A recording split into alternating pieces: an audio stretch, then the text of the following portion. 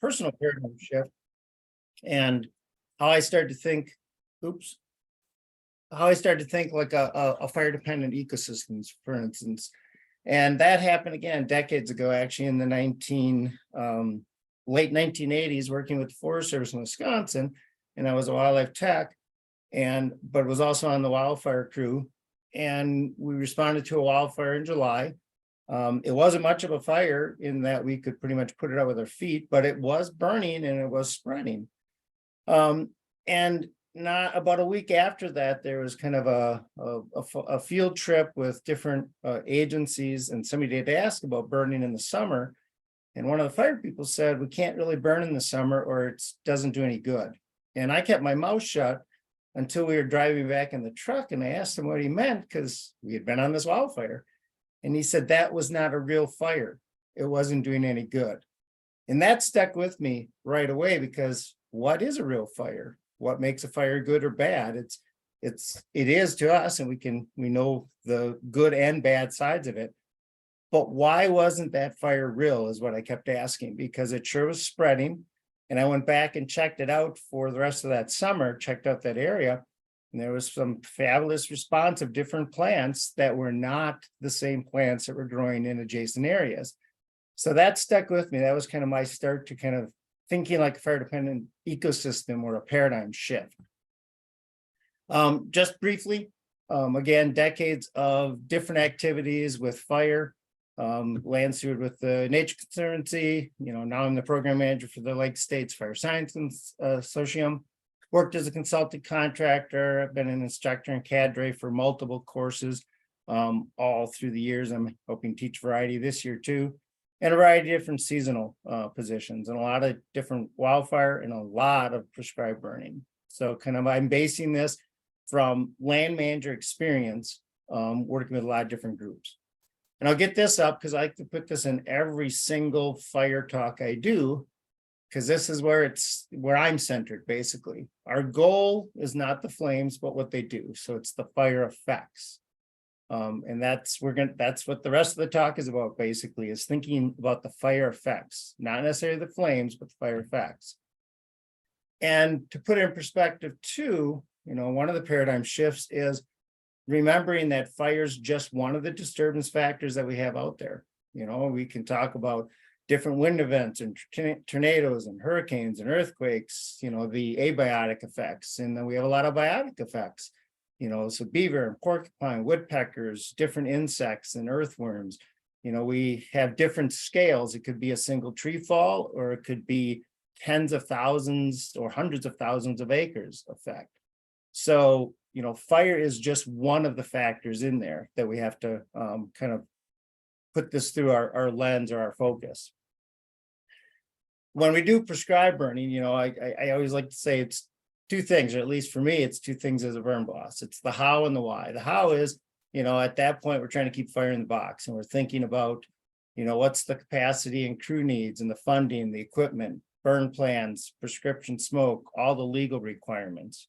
That really doesn't get to the fire effects necessarily. It does in the prescriptions, but when you're implementing the burns, your concern's a little bit different at that point.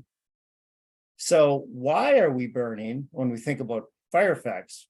And if you read the Far Side comic there, you'll see it. If we're not burning appropriately or not thinking about the fire effects, then we're actually not using fire. I have long why are we burning? Against girls and fire effects on rare species and these are the things we don't deal with. And we've got a mental health system in the country that is strapped for resources. Linda? Input, not enough, therapists or services to help children. Okay, can you hear me now? Yes. I'm okay. But I think we're good now.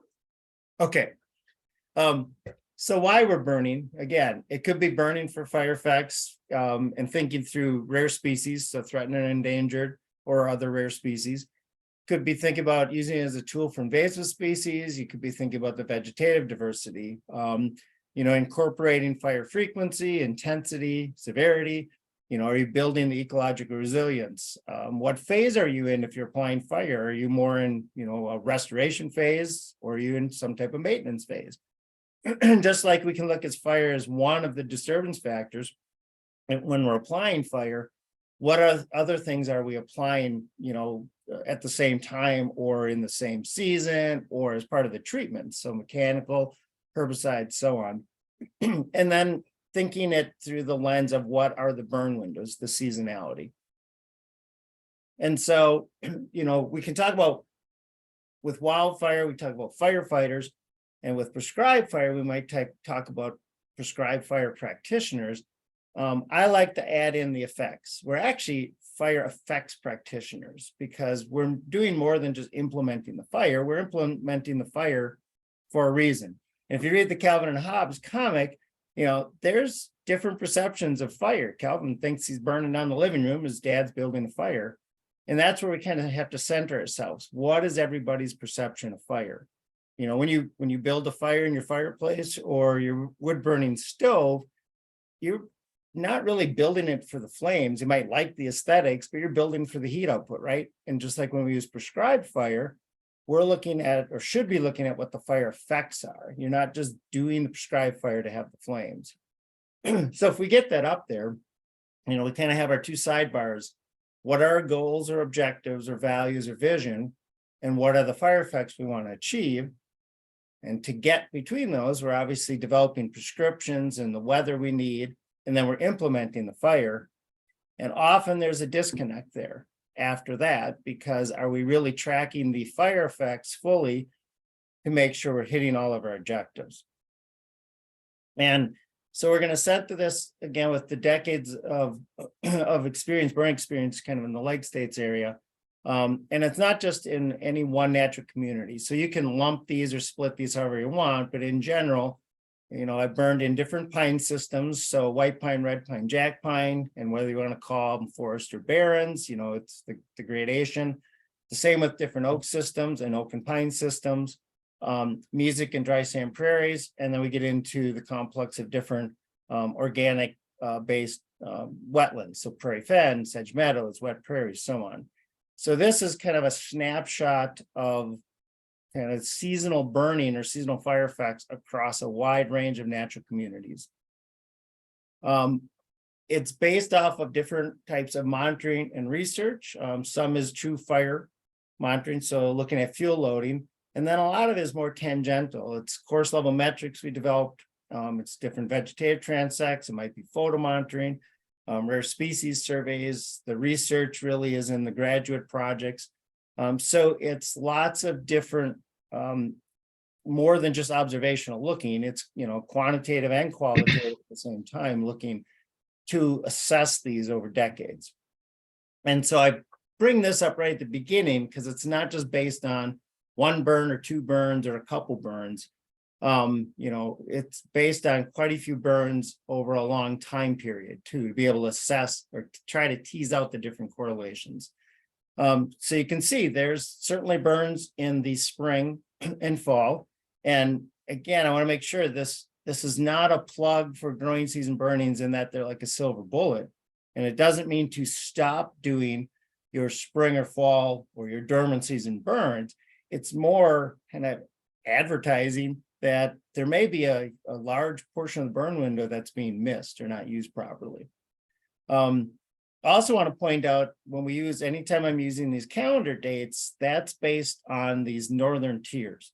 So our definition of growing season is obviously going to be different than if we were to go farther down into Kentucky or Tennessee or Florida. So you have to think about that too. Anytime you're looking at big picture things and you're growing season burning, you need to know where their growing season or where the burns were and what their growing season is defined as. I highlighted March and October, not because we didn't want to do a lot of burning then, but in March, it was more of a capacity issue. If we had burn windows, we may not have had enough crew because a lot of our crew is made up of seasonal folks. And in October, we're moving into hunting season, and I'm an active hunter. And since a lot of these burns, the majority of the burns through the years I was the burn boss. By the time I got to October, I didn't want to lead any more burns in that year. I was done. I was exhausted. So that's kind of the sidebars to that. More importantly, though, even is the burns, the number of units that were burned repeatedly. So we could assess multiple burns with multiple objectives and tease out if we had a differing objective. And it wasn't all growing season burning. It was that comparison of dormant season burning and a lot of growing season burning. So we could kind of tease out to meet different objectives when might be the appropriate time to burn. Okay, so when I started my burn career, basically, this was kind of the scenario. There was a no burn or a K to burn. And the no burn often came from wildlife biologists and ecologists, and I can poke fun at them because my training is as a wildlife biologist. That's what my degree is in. But that was the scenario. And the no burn reason was because of a suite of different things. Could be game species, or concern about game species. It could be nesting time. It could be a lot of different rare species, whether we're talking bats or turtles or snakes or butterflies, you name it, insects. Does anybody notice what's wrong? You have a large time frame you can burn that everybody says, oh, it's okay to burn anywhere from mid-October through mid-April. What's the problem with that? Why am I not sitting there today, right? Or doing this in person? It's because we have winter. Or at least we have conditions that are dormant season, but not that good for burning. So what that does is immediately narrow down your chance to burn. So when you put it through this kind of lens, you can see your spring and fall burn windows. You might have maybe 60 days, give or take. But then not all those 60 days are good. You might have days that are too risky to burn. You have days you can't burn, whether it's for rain or other reasons. And so you might end up with maybe 30 or so days, in that spring and fall windows of dormant seasons. So it's not a lot of days to accomplish it. And that is one of the common barriers you hear people talking about, not enough time to do this. If we look at it through, again, this lens of just the dormant season, and look at a suite of different plants, and again, the April, May, June, August, that's more, again, thinking northern tier here. If you burn kind of in those dormant season windows, you're going to help the warm season grasses and suppress the cool season. And this is not talking about eliminating these. It's a dominance shift, basically. It's promoting one species dominance over another species. And if you look at the forbs, if you constantly burn in those dormant seasons, you're really suppressing the early and mid-flowering forbs, and you're enhancing the late flowering forbs. And if you do that consistently, you're only favoring then a certain subset of plants. So that was an issue for me when I started doing restoration. If you look at it from different dormant season effects on non-native or competitive species, so competitive are near the bottom, so bracken fern, red maple, pen sedge, those are native species, but they can be very competitive. If you burn more in those dormant seasons, you're enhancing them. So again, up arrow means you're enhancing them, but the color change is we don't want to enhance those. So if it's a red color here, in this case, we don't really want to help those out. Now, again, that doesn't mean don't burn in your dormant season if you have these invasive species. Just know that you have to plan to treat those invasive species or the competitive species with another method, knowing that the fire itself is going to actually give them a boost. So why people do not burn, or often people did not burn in this kind of growing season or summer window. And here's a variety. This is through quite different surveys and meetings and so on. We kind of lump it into different groups. So there was concerns about rare species or other wildlife and permitting issues. There's concerns about not having the weather, not knowing how to develop the prescriptions, concerns about air quality and smoke, that it's going to somewhat be different. Capacity. Staff is doing something else in the summer, so all our burn staff are not available. Not knowing what the social acceptance could be or public perception. And when you look at all the above, if you're going to dive into kind of opening that burn window, the paradigm shift is there's a different investment in time, labor, money, and learning because you're trying something new. And often that can be the stumbling block right there for a lot of folks. They don't want to try it without knowing how successful it's going to be. So what we moved into here is there's two kind of real or perceived impediments to doing growing season burning that we've teased out of a lot of these surveys and workshops and so on. And it's the lack of knowledge or the lack of available information on seasonal fire effects. And then the second one will hit near the end, but it's that unrealistic expectations for growing season burns based only on past dormant season burn experience. And we'll just kind of touch on that right near the end. So let's dive into our lack of knowledge or available information on seasonal fire effects. That is an example right here of a growing season burn. And a lot of folks will look at that and say, yep, it's not going to work. Everything's too green. It's hardly burning. Stomp it out.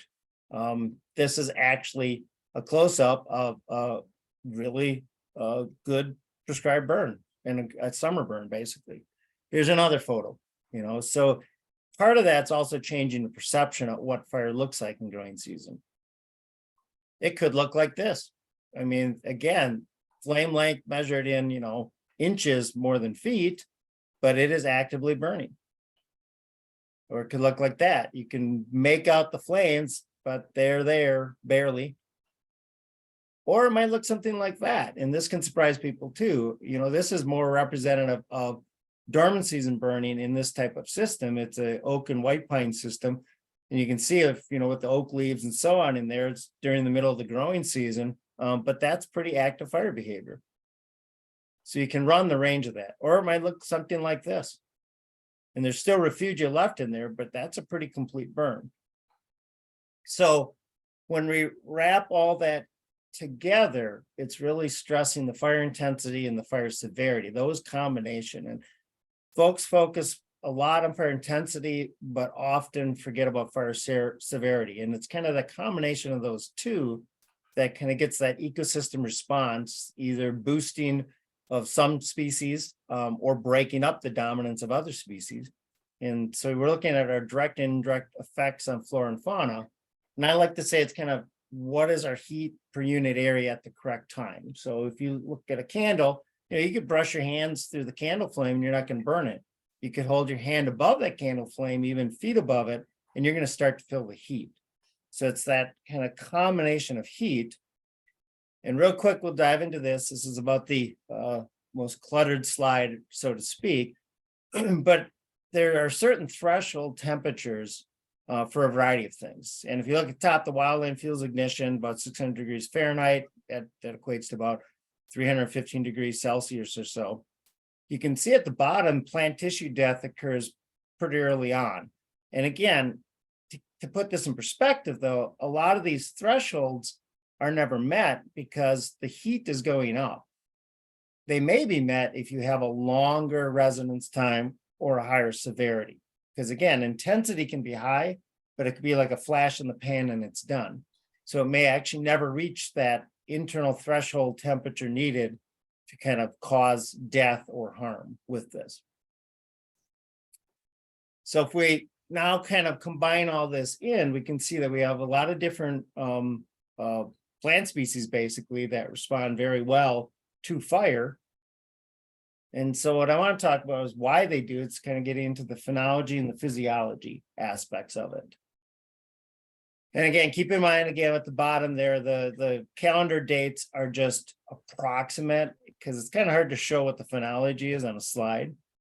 But we have kind of our sidebars, our dormant season, whether we want to call that winter or fall. And then in the summer, we have our growing season, right? Spring and summer, leaf out, flower and fruiting. And everything grows at once and is done at once, right? So here's our other sidebar. We might have our early growing season, our mid growing season, our late growing season, or you could even split it out even further. Growing season encompasses the entire growing season, but we know that some plants are already done flowering and fruiting and others haven't even begun. So it's kind of balancing out that phenology. And that also comes down to each individual plant's physiology too. So we kind of have to set our sidebars on what our growing season is, and that also has to do geographically where you are too. I mean, if we are in southern Minnesota versus northern Minnesota, we know our phenological conditions are different as we move through the growing season. And again, that's just emphasize the calendar dates, you know, adjusting that as we go. And then we're adding to this our woody plants, could be coniferous or deciduous, and then our herbaceous plants, you know, annuals and perennials. Adding more to this, now we're looking at live fuel moisture and soil moisture, and we can see as we move through our growing season, our live fuel moisture is going to go up.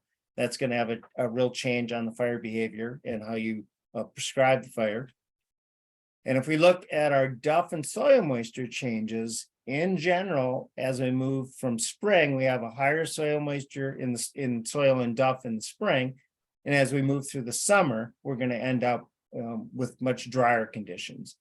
And so those changes in soil moisture and duff moisture can have real changes on kind of the phenological conditions or the severity of the fire. Simple as that. The severity of the fire can really increase. So phenological stages or physiological stages, excuse me, you know, when are plants less susceptible to fire? It's during the dormant season. When are they more susceptible? It could be during their leaf out. It could be during their flowering. It could be during their seed production. So it's kind of teasing out individual plants and when they may be least susceptible or most susceptible. And it all depends on how you want to impact them. So now if we wrap this up, and I got to take one quick break and let a dog in the door. It's one of the advantages of the virtual world, right? Okay, so if we now look at this through the whole kind of burn season, snow off to snow on, you can see if we burn in that growing season, we've kind of reversed that dominance or the effect in different plants. So if we look in that kind of June-August window, now we're starting to favor those early and mid-flowering forbs and suppressing late flowering forbs. And we're doing that for grasses and sedges and so on too. And don't lock into September. Some folks lock into September and say, oh, that's the month, that's the only time I'm going to burn that. Well, that's not the case either. It's trying to emphasize that we can have different effects of fire as we move through different seasons. So the idea is it's sort of balancing out, trying to meet different objectives. You might have an objective that the best way to meet it is with a spring burn or a fall burn. Or depending on your objective, you might say, you know, we actually need to move this into mid or late season, late growing season in order to meet that priority objective. We look at it from the aspect of the invasives or non-natives. This is where you can start to use fire kind of as a tool too. It fires an ecological process, but sometimes can be used as a tool. And it's all based on the physiology of those plants. If you start burning in the summer, they're at a different physiological growth stage than a lot of the native plants. And you can actually break up their dominance or harm them or hurt them, suppress them fully and kind of give that diversity edge to the native plants. And so not only when you start exploring this, can you expand or open your entire burn window, but by opening that whole burn window, you can now kind of tease out what objective you might meet in which season. So you can burn across the open burn window, but you can start juggling out your different burn units and maximize kind of that burn window. We talked about plants, and I think, looking at it from the plant perspective, doing burns in through the whole burn window, we're going to kind of increase our diversity. But when it comes to the wildlife species, that's another issue, right? There's a lot of concerns with that. If you read through this sign, you'll see here, if you get all the way to the bottom, if we allow ourselves to be paralyzed because we're concerned about doing harms to individual animals of a species, well, then the bridge is out ahead, and it has been out ahead. A lot of the fire-dependent species are rare because they live in fire-dependent habitats that haven't seen fire. Simple as that. So, taking a step back, basic biology, what do we need as an animal to survive? We need our space, and in that space, air, water, food, and shelter. So if we focus on fire is going to kill an individual animal, we're forgetting what fire does, what the fire effects are. And I put this up there, the fire dependent animals don't walk around with fire extinguishers or fire shelters, right? Again, they're fire dependent because of what the fire does, the fire effects. So to balance that out too, it's also thinking, from an animal perspective, what could kill or injure any of these in any one day? Certainly, it could be human cause, mowing, timber harvest, vehicle, you can add all you want. Certainly, it can be fire, depending on how we apply it. But it also could be predators or other biotic and abiotic disturbance or climate change. So it's kind of looking through the lens of everything, not just fire itself. So again, fire can really promote this type of diversity of the plants. And by doing that, you're then promoting the habitat needed for the animals. And when we've removed fire and removed the fire effects, this is where we see a lot of these animals becoming rare. And it's simply because we have taken fire out as one of the main processes. Okay, so wrapping this up then, let's kind of dive quickly into some of these expectations for growing season burns. If you only experience dormant season burns, you're kind of curious about the fuels, what the fire behavior is going to be, what kind of weathers need, prescriptions, so on. And these are things I've often heard. It's too green to burn in the summer. Well, these are all pictures in the summer and they're green. And it's figuring out, what the perception of fire looks like. And these are pretty active burning ones. You can see them. But again, I showed some of those where the flames were in inches. And that doesn't mean that fire is not real or bad. It actually can be doing a lot of good. It's just a very different looking fire than what we may be used to. I heard this from a variety of different people. Hey, we tried it. It did not work, so we're not going to try it again. I always pose the question, does that mean every single one of your dormant season burns have worked? And there's usually a long pause because the reality is the only way you learn is to try. So if the summer burn didn't work, the question is why? What do you need to do differently? How do you need to adjust it? And it's kind of that emphasis to always be learning from our mistakes, always be learning based, not fall into some type of traditional based thinking. This was an enigma for Trent Wickman, for instance. He's an air quality specialist. He's based out of Duluth. It's on Spear National Forest, but he's the air quality specialist over a number of states. And I've heard this before. It's too smoky to burn in the summer. And he was confused, and I was too, because anytime you have fire, you have smoke, and it comes down to smoke modeling and smoke management. And that arrow is pointing out a dozer in that picture. So we're getting really, really good smoke lift. So it's not the question of, can we lift the smoke up? It is the question of, where is that smoke going?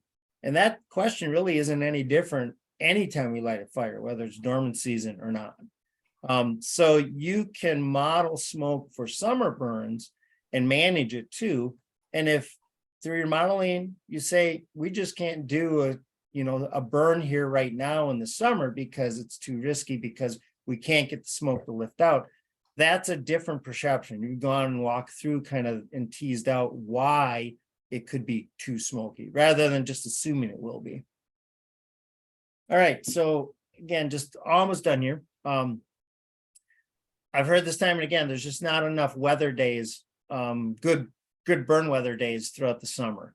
And so this is condensing over quite a few years. And the April 1 through May 10th window, that's 40 total days. The average was 26 of those days were burn days based on adjusting prescriptions. And you can see as you go through, roughly half of the days half of that days in that time period turned out to be good burn days. That's a lot of burn days being missed then if you're not even looking at them or adjusting prescriptions or your perception. And just a quick example here, kind of applying this as it was learned. These are the 2011 actual burns. So it was projected out, we were going to shift different burns through different seasons to meet different objectives. And the actual came out pretty darn close. We wanted to do 79 burn units throughout the whole season. We are one short of that. And our estimate of how many days it was going to take was pretty darn close. And the big difference or the paradigm shift is when we do these dormant season burns, because there's so much dead fine fuel, you don't have live fuel, so on, you get more rapid consumption, or we mop it up quicker, right? So you're spending less days per unit versus when we shifted into growing season, you're allowing more days. You're not necessarily igniting every day. You have your ignition day, and then you might be letting that unit burn out longer. And that is a true paradigm shift because you have to make sure you have at least a small portion of your crew always patrolling there on hand for that. But if you're reaching your fire objectives, that paradigm shift is well worth it. It really is not any different in investment when this is balanced over years. There's no cost difference. It really is just a shift in that paradigm thinking of how we implement and then mop up fires. And just the last one, for instance, not all of this burning was started just for fire effects.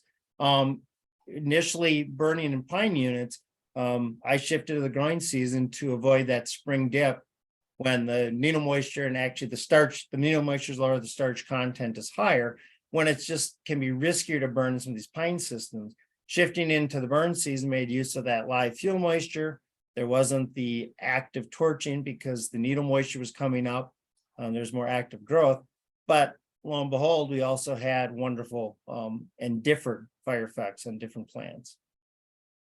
And so just there's the wrap up basically, over all these years, found that we can increase our native plant diversity and rare species responded really well, whether they're plant or animal. And we're decreasing our non-native or competitive and obviously getting that resilience and promoting that shifting mosaic. I'll end with Kelvin.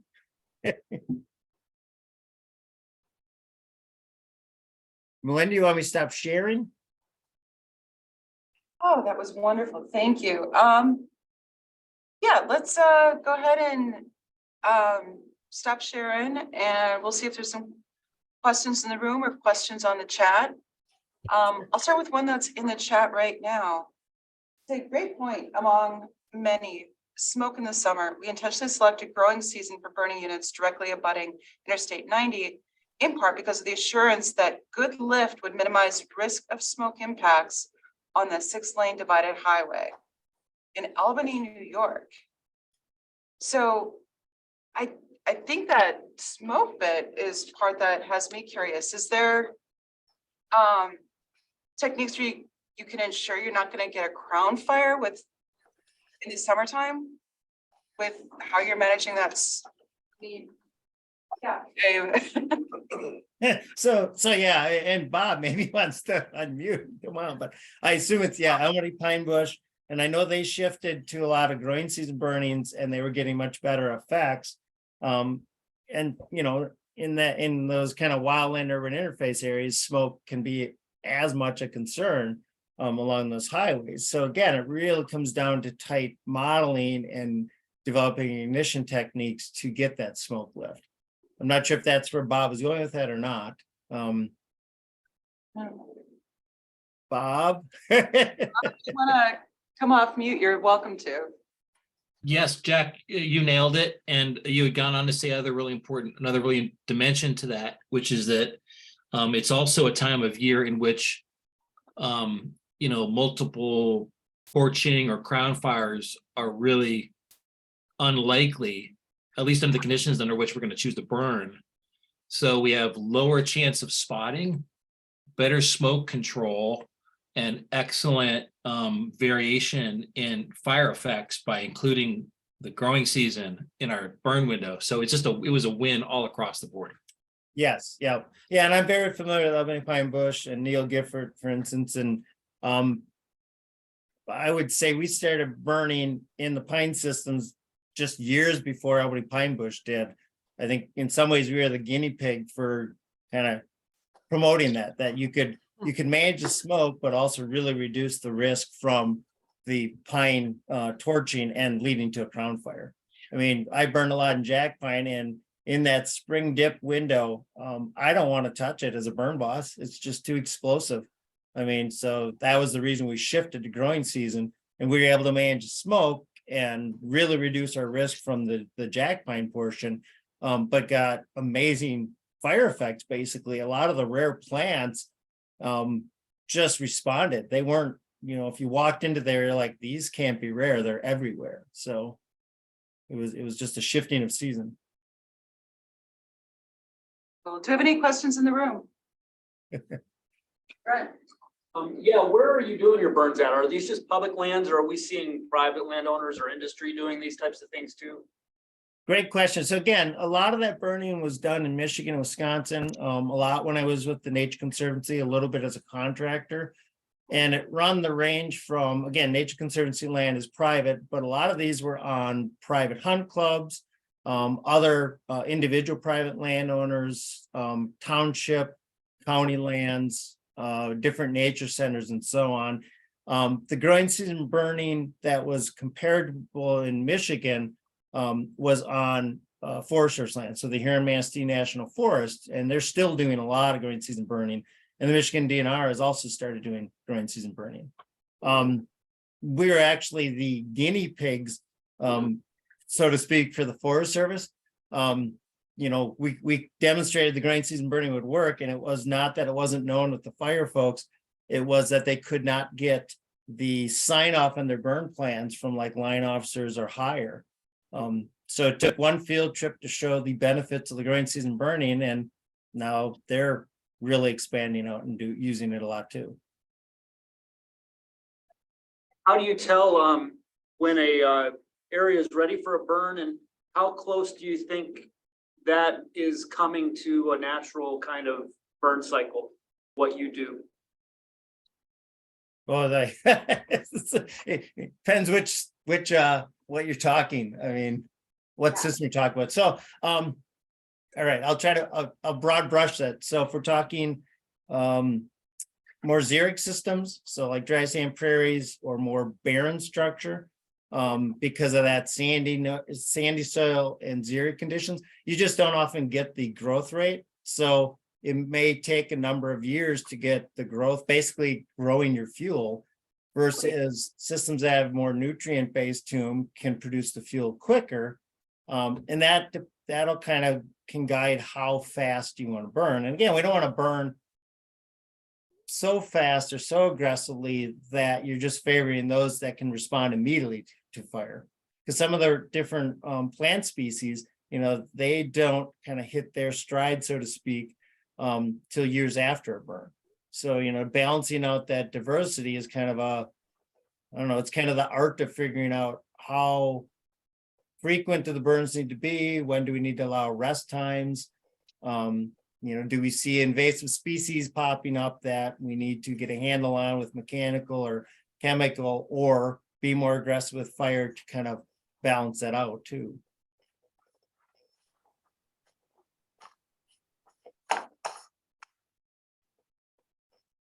I don't know if that quite answered your question or.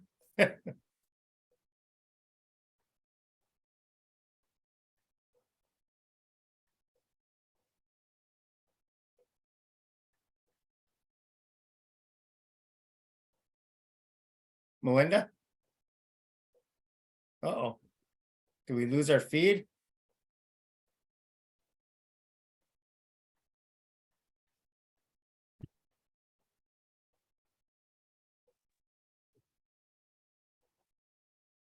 Back. Make sure to be here for the. Okay, we're back. Oh, sorry about that. I don't know what happened. Okay. Okay, do we have any more questions online? Or in the room? You must have a comment. I don't know, I'm all for the question, in season burning. In the growing season. Is the whole point of doing a burn to burn like everything, like the trees, the brush, like everything, or do you just burn the plant, like the low and not the big old trees? That's a great question. It all depends on what your needs are. I mean, typically you're doing a surface fire. and you're consuming, the dead pine fuel, some of the duff layer, it could be oak leaf litter. You're promoting that I'm calling for plant Giovanna. structure. and I'm calling In from some the cases, you might Tribal use College fire to in kind of thin Iowa. down And pine who are still stands or interested thin in down a trade specialist stands. position. I'm trying to think like some of the oak work in oak forests, oak woodlands, oak barrens, red maple's making kind of an inroads. And that's a native species, but it's a competitive species. It's kind of switching over to mesification. And burning the growing season, you can knock back the red maple based on its physiological stage. So you're actually trying to use fire at a broad scale to put the hurt on the maple basically and give the oak a competitive advantage.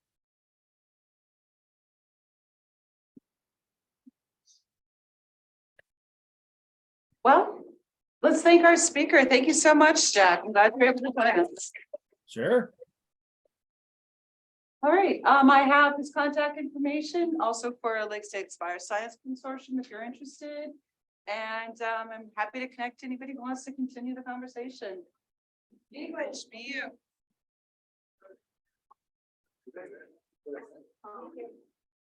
Thanks, Jack.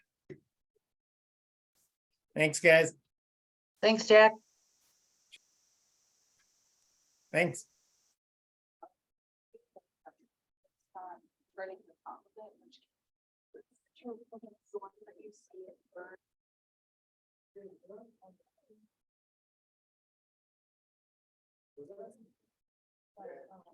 There. I think that went pretty well. I hope so. I mean, yeah, it's always, it's more difficult as we know, virtual, but at least with the hybrid model, we got. Oops, variety of I things. just lost audio. Hold on. Nope. Can you try this? I'm good. Okay, now I can hear you. Okay, I just stopped broadcasting to the whole room. okay. Hey, good to see you. Why don't you go to spring break? Half of us are going to. Oh, well, because when I talked to Annette, she was like, yeah, they'd rather do the first spring break. I'm like, wow, okay.